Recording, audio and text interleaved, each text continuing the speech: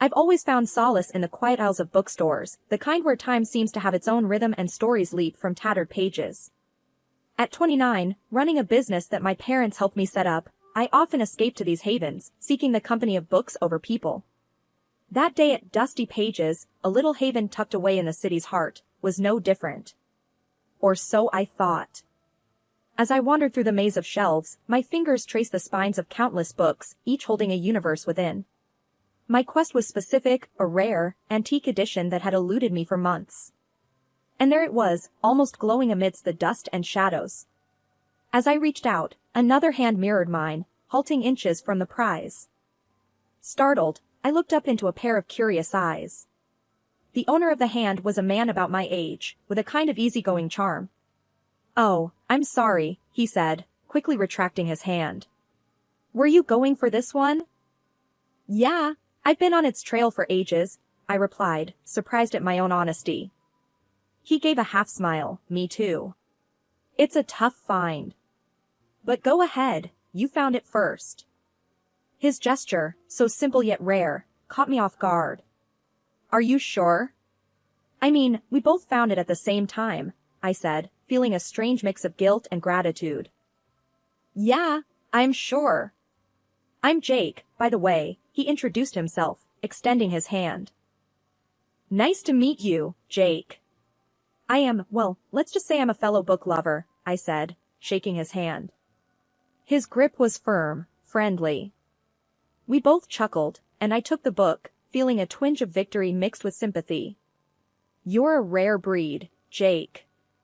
Giving up a find like this." He shrugged. "Books come and go. But it's not every day you get to make someone's day." I laughed. "Well, you've certainly made mine. I'm in this place often, but I haven't seen you around." "You a regular?" "Nah, first time here. I usually stick to the tech world, but there's something about old books, you know?" I nodded, understanding all too well. We found a corner table amidst the stacks and started talking about books, life, and everything in between. He was easy to talk to, a listener with stories of his own.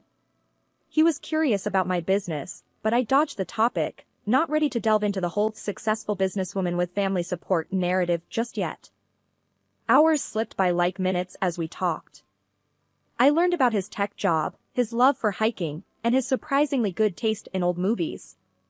In turn, I shared my love for antique books, my random adventures, and my guilty pleasure of bad reality TV shows. As the bookstore began to dim its lights, signaling closing time, we exchanged numbers. "It was really great meeting you, Jake. Maybe we can do this again, talk more about books, or anything else," I said, feeling a connection I hadn't anticipated. "Absolutely," he replied, his smile genuine. "I'll hold you to that. And maybe next time, I'll find the book first." After several months of dating Jake, the inevitable happened, meeting his family. He'd warned me about them, how they were a bit, well, let's just say they had their quirks. He was especially worried about them finding out about my business and the money situation. So, I decided to play it down, saying I was a freelancer. Just a simple girl writing articles, nothing fancy. We drove to his parents' house one Sunday. It was a modest home, the kind that had seen better days. The moment we walked in, I felt the weight of their eyes sizing me up. "Mom, Dad, this is..." Jake started. "I'm Sarah," I cut in, offering a smile that felt more like a shield. His mom, a stern-looking woman with a permanent frown, gave me a once-over. "Sarah, huh? And what is it you do?" "I'm a freelance writer. I write articles for websites," I replied, trying to sound as humble as possible. His dad, a quiet man with a knack for disappearing into the background, just nodded.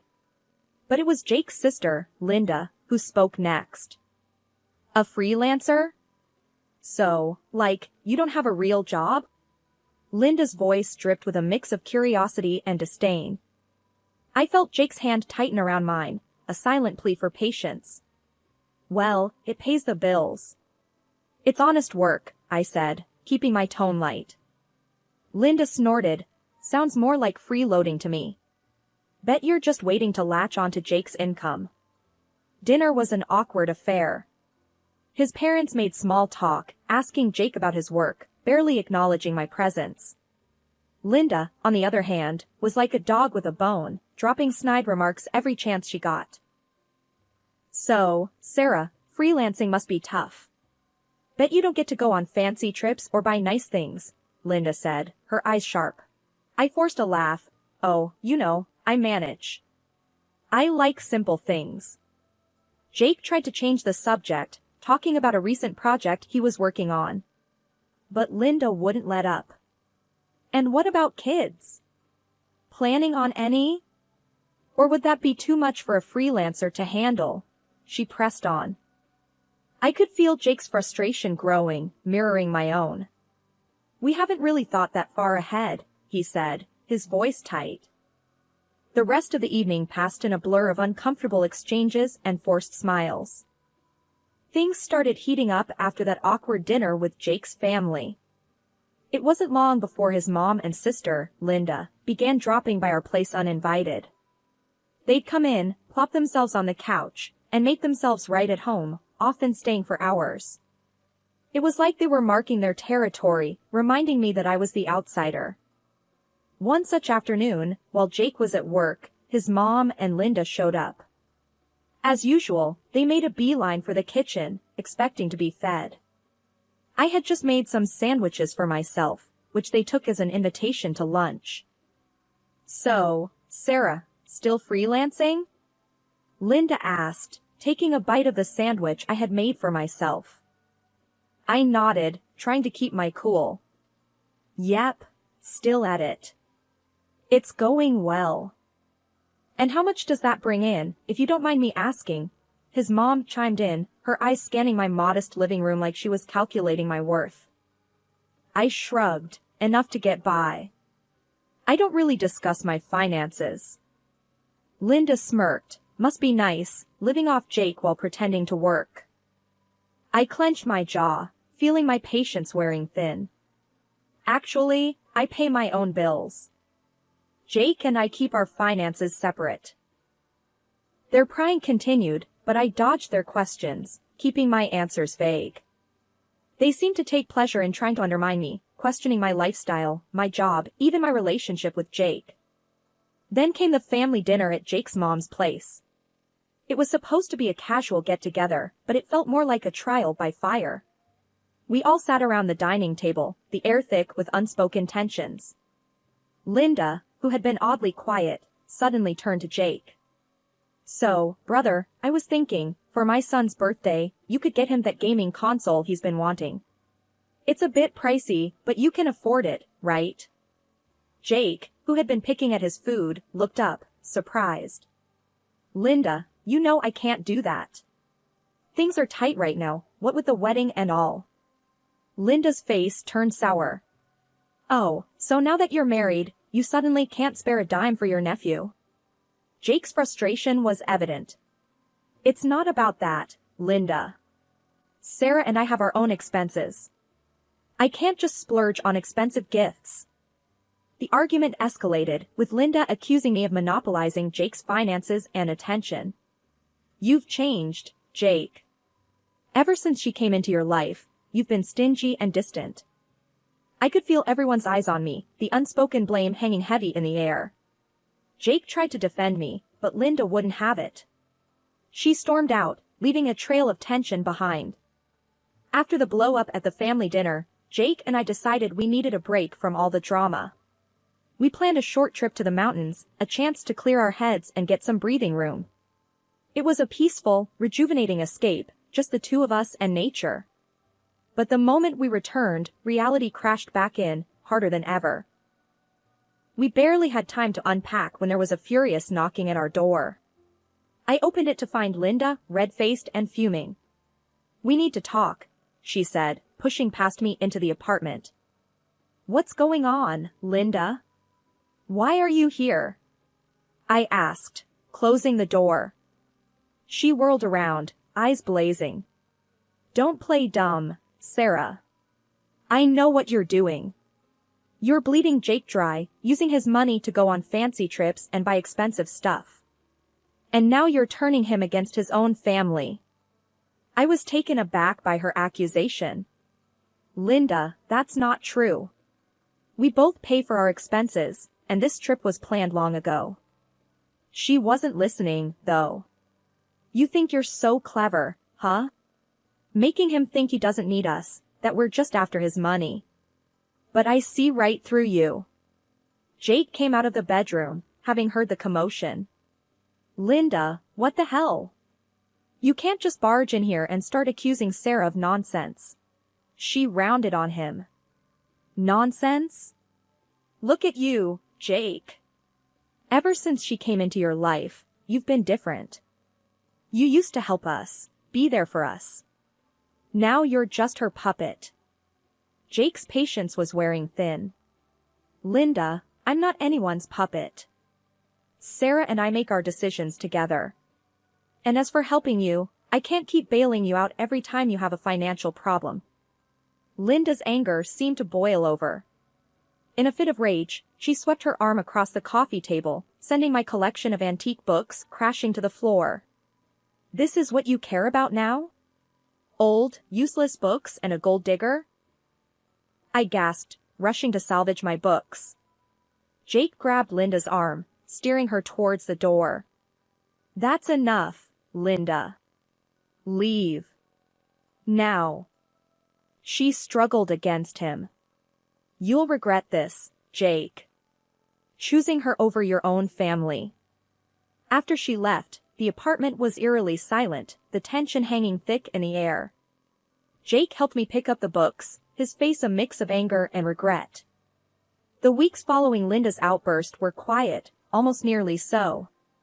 Jake and I had started to relax a bit, thinking maybe, just maybe, his family had decided to back off. That was until we got the call from his mom about her birthday dinner at a fancy restaurant downtown. When Jake mentioned that his mother's birthday dinner would be at Le Jardin, I couldn't help but grin. I had a special connection with that place, a little secret that I hadn't shared with anyone, not even Jake. As we drove to the restaurant, I could sense Jake's anxiety. He fidgeted in his seat, clearly worried about how the evening would unfold after the recent tensions with his family. You okay? I asked, reaching over to give his hand a reassuring squeeze. Yeah, just hoping tonight goes smoothly, he replied, forcing a smile. Le Jardin was as elegant as ever, with its dim lighting and soft music creating an intimate ambience. Jake's family was already there, seated at a large, round table. The scene was lively, with animated conversations and laughter, but it all seemed to pause as we approached. I quickly noticed there was only one empty chair. Jake, with a hint of confusion in his voice, addressed his sister, Linda. Hey, Linda, why is there only one seat? We're both here. Linda, with a smirk that didn't quite reach her eyes, said, Oh, Jake, we assumed Sarah wouldn't mind. After all, this is a family gathering, and she's not really family, is she? Maybe she can find a spot at the bar. The table erupted in a mix of awkward chuckles and murmurs. Jake's face turned a shade of red, a mixture of embarrassment and anger. I felt their eyes on me, expecting me to react, to show some sign of hurt or outrage. But instead, I laughed, a genuine, hearty laugh. That's quite all right, Linda. I wouldn't want to impose. Jake, still holding my hand, looked at me with a puzzled expression. Sarah, you sure you're okay with this? I squeezed his hand. Absolutely. Don't worry about me. I'll find a place. Enjoy the dinner. As I stepped away from the table, I could feel their eyes on me, a mix of surprise and uncertainty in their gaze. I approached the restaurant manager, a familiar face, with a confident stride. Hi, John, seems there's a bit of a mix-up at our table. Could you find a spot for me? I asked, my tone light but firm. John's professional demeanor broke into a smile of recognition. Of course, Sarah. For the owner of Le Jardin, we always have the best table available. The words were loud enough for Jake's family to hear, and I glanced back to see their expressions shift from smug satisfaction to utter shock. Linda's and her mother's mouths hung open, their plan to belittle me backfiring spectacularly. As John led me to a beautifully set table in a prime location, I couldn't help but savor the moment. The irony of the situation was delicious, and their stunned faces were a sight to behold. Sitting at my own VIP table at Le Jardin, I couldn't help but feel a mix of triumph and amusement. Jake sat across from me, his expression still a mix of shock and pride. "Sarah, why didn't you tell me you own this place?" he asked, his eyes wide with curiosity. I shrugged, sipping my wine. I guess I never found the right moment. And, honestly, I wanted to keep some parts of my life just for me, at least for a little while. He laughed, shaking his head. "This is incredible. No wonder you weren't fazed by Linda's comment." Our meal was delightful, the food exquisite as always, but the real entertainment was the drama unfolding at the family table. Midway through our dinner, Linda and Jake's mom, with hesitant steps and awkward expressions, approached our table. "Sarah, we didn't know," Jake's mom stammered, clearly struggling to find the right words. "Yeah, about the restaurant, and you owning it," Linda added, her usual confidence deflated. I put down my fork, giving them a calm look. "It's okay. Not many people do. I prefer to keep my business affairs private." Jake's mom fidgeted, glancing at the other table where the rest of the family was pretending not to eavesdrop. I mean, about the bill tonight. We assumed you'd." I raised an eyebrow. "You assumed I'd pay because I own the place?" They both nodded, visibly uncomfortable. I could tell they were expecting me to bail them out of the awkward situation they had created for themselves. I leaned back in my chair, choosing my words carefully. "Well, as much as I'd love to treat everyone, I think it's important for us to stick to what was planned. It seems, someone said that I'm not a family member, right?" The look on their faces was a mix of surprise and embarrassment. Linda, usually so quick to speak, was at a loss for words. They returned to their table, their departure marked by a few curious glances from the other guests. Turning back to our meal, Jake let out a low whistle. "Well, that was something." I laughed, the tension from earlier completely diffused. "Just a typical dinner with your family, huh?" He nodded, his eyes still on his family's table. "You know, I'm starting to think these dinners are cursed." We finished our meal in peace, the atmosphere at our table starkly contrasting with the palpable tension at the family table. As we left the restaurant, I felt a sense of closure, like I had finally established my place in this complicated family dynamic. Their attempts to belittle me had backfired, and in revealing a part of my life I had kept private, I had gained an unexpected upper hand. The ride home from Le Jardin was filled with a mix of silence and soft music playing in the background. Jake seemed deep in thought, occasionally glancing at me as if he was about to say something but then deciding against it. Finally, as we pulled into our driveway, he spoke up. "Sarah, I'm really sorry about tonight. My family, they can be too much." I turned off the car's engine and looked at him. "Jake, it's not your fault. But we do need to talk about this." He sighed, running a hand through his hair. "Yeah, I know. What do you think we should do?" I took a moment before answering. "I think it's time we set some boundaries. Your family's behavior has been out of line, and tonight it was too much." Jake nodded, his expression grave. "I agree. I just never expected things to get this bad. Linda and Mom, they've always been difficult, but this..." "It's not just about Linda and your mom," I interjected. "It's about respecting our relationship, our choices. They can't keep treating me, like this." Jake reached for my hand, squeezing it gently. "You're right. I'll talk to them. It's time they understand that they can't walk all over us." The following day, Jake made the call. I could hear bits and pieces of the conversation from the other room, his tone was firm, resolute. After he hung up, he came into the living room, looking somewhat relieved but also apprehensive. I did it. I told them we need space, that their behavior is unacceptable. They didn't take it well, but I think it's for the best. I got up and gave him a hug. Thank you, Jake. I know that wasn't easy. He hugged me back, tight. You're worth it. I should have done this a long time ago. The weeks that followed were surprisingly peaceful. No unexpected visits, no snide remarks, no drama. It was a relief, but also a bit surreal. One evening, as we were enjoying a quiet dinner at home, Jake looked up from his plate. You know, I've been thinking. Maybe this break from my family is a good thing. Gives us time to focus on us, on what we want. I smiled, reaching across the table to hold his hand. I've been thinking the same thing. It's nice, isn't it? Just being us, without all the noise. He nodded, a contented smile spreading across his face. Yeah, it really is. Cutting ties with Jake's family wasn't an easy decision, but it brought a sense of clarity and peace to our lives. It was a step towards prioritizing our happiness and well-being, a step that was long overdue.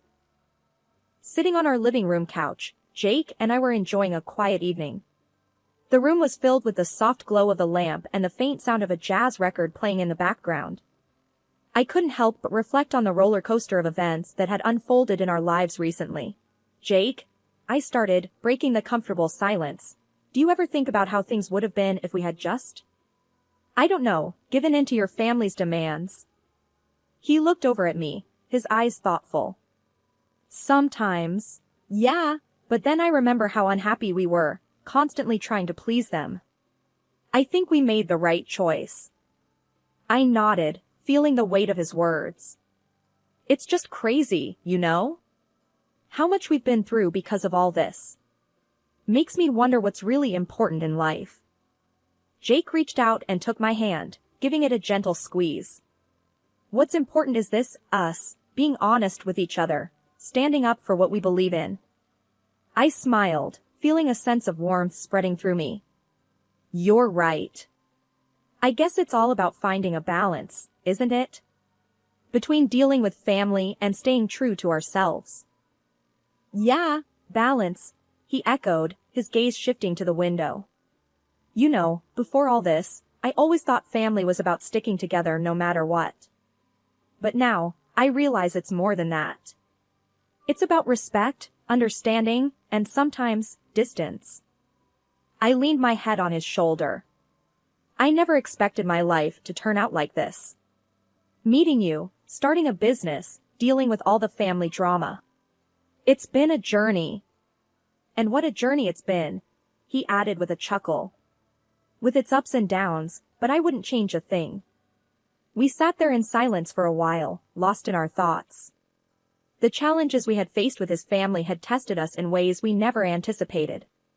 But through it all, we had grown stronger, both as individuals and as a couple. That evening, as we sat together, I realized that life is unpredictable and often challenging. But with the right person by your side, it's an adventure worth every moment. Our story wasn't just about dealing with difficult in-laws or running a successful business. It was about love, resilience, and the power of standing together against the odds.